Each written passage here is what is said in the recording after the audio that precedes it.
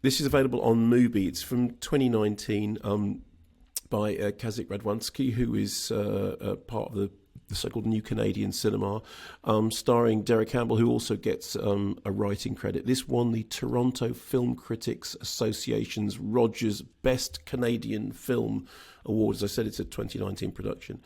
So Derek Campbell is Anne, who is a woman with some form of anxiety disorder. We're not quite sure exactly what. She works in a daycare centre for kids. She empathises with the kids. In fact, she behaves like a big kid. The only thing that seems to relieve her anxiety and her stress is skydiving, free falling, which occupies her thoughts even when she's at work. Here is a clip, and I would say in advance, this is very kind of mumblecore in its dialogue, so you have to tune your ear in. Here's a clip. Sarah! 1, 2, 3. Woo! Sarah! Hi! How did you get up there? I flew. Do you want to come up here? Come up. Welcome to my palace. Whoa. So nice. That's amazing. I like the wind.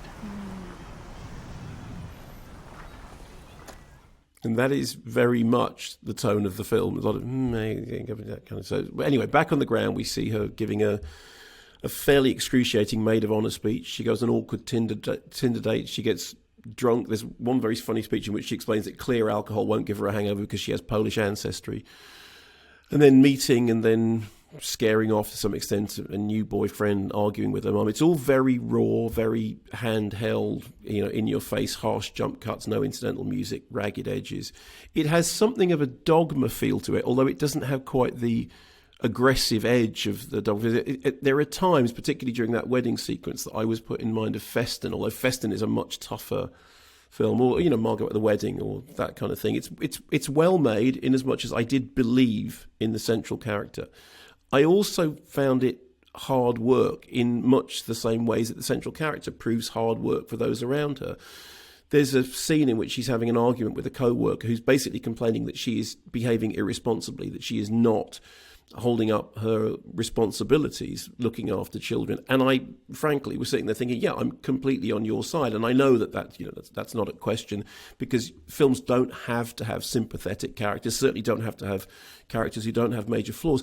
They do, however, I think, have to have characters who hold your interest and in whom you invest something. And I found that I was only invested and interested in limited doses.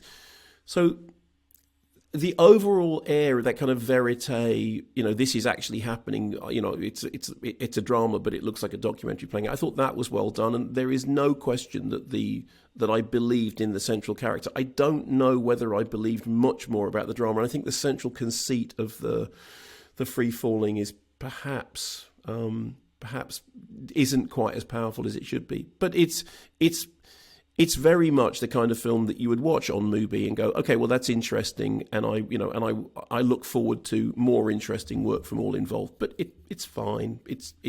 I don't think it'll stay in my memory for very long. And at 13,000 feet.